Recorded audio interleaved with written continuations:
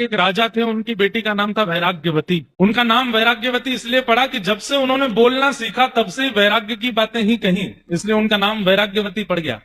सब लोग इधर देखिए, सावधानी से सुनिए सब लोग, यहाँ जितने भैया खड़े हैं मंच के आसपास, हाँ माता जी को करके फिर विराज जाओ सब। वैराग्यवती नाम की एक राजकुमारी थी, राजकन्या थी, लेकिन पता नहीं कैसे कौन से जन्म का उनका पुण्य था कि जन्म से जब से बोलना प्रारंभ किया तो वैराग्य की ही बातें मुख से निकलती थी। दुनिया के लोग सुंदर पुष्पों को देख के कहते कितना सुंदर है, कितना सुंदर है, कितनी इसकी सुगंधी देखो, इसका रंग देखो, इस पुष्प की कोमलता देखो। वैराग्यवती कहती सर्दियों को आने दो, पतझड़ का मौसम आएगा, सारी सुंदरता निकल जाएगी इसकी। घर के बड़े लोग कहते तू कैसी बात करती है, तेरे पास और कोई बातें ही नहीं होती। अब घर में रिश्तेदार के रूप में नव विवाहित जोड़ा आते, वो आकर के प्रणाम करते, बोले आप हमें आशीर्वाद दो, हम दोनों की जोड़ी सदा बनी रहे। वैराग्यवती आ जाती, वहां पर भी वैराग्य की बातें करने लगती। मन पंछी उड़ जाई हैं जादिन, तादन तेरे तनु तर वर के सबई पात झड़ जाई हैं। स्वार लाग करे सब पीती, सुर नर मुनि जन की यह रीति। सब स्वार्थ के संबंधी हैं, ये संबंध कोई विशेष नहीं है, तुम दोनों विवाह करके आए हो। हर जगह वैराग्य की बात करती थी, इसलिए उसका नाम वैराग्यवती।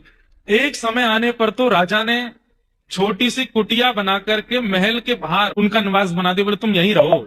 और पूरे दिन क्या करती, केवल ठाकुर जी का स्मरण। वैराग्यवती ठाकुर जी का स्मरण करती और कोई उसके पास चर्चा नहीं होती।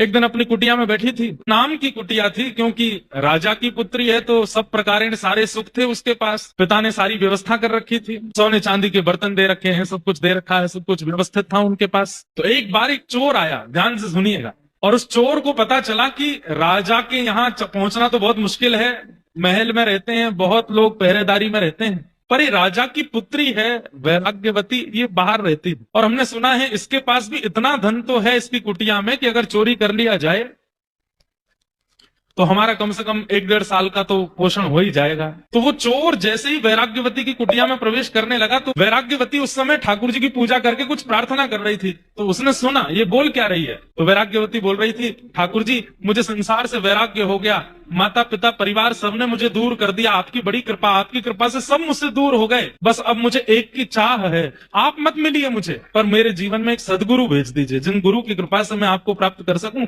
ऐसे गुरु मेरे जीवन में भेज दीजिए, गुरु कृपा मुझ पर करवा दीजिए। और ठाकुर जी से बस प्रार्थना करती रहती, मुझे गुरु कब मिलेंगे, मेरे सदगुरु कहाँ होंगे, मेरे गुरु कब कृपा करने के लिए मेरे ऊपर आएंगे। तभी वो चोर पहुंच गया और चोर ने सुन लिया। चोर ने मन में विचार किया, ये गुरु खोज रही है, भेष ही तो बदलना है, मैं बन के चला जाता हूँ। धोती पहन करके, सिर पर बढ़िया त्रिपुंड लगा करके और हाथ गले में कुछ मालाएं डाल करके, झोला टांग करके तुरंत द्वार पर आ गए। और द्वार पर आकर के उस वैराग्यवती से कहने लगे, जल मिलेगा, हम बड़े प्यासे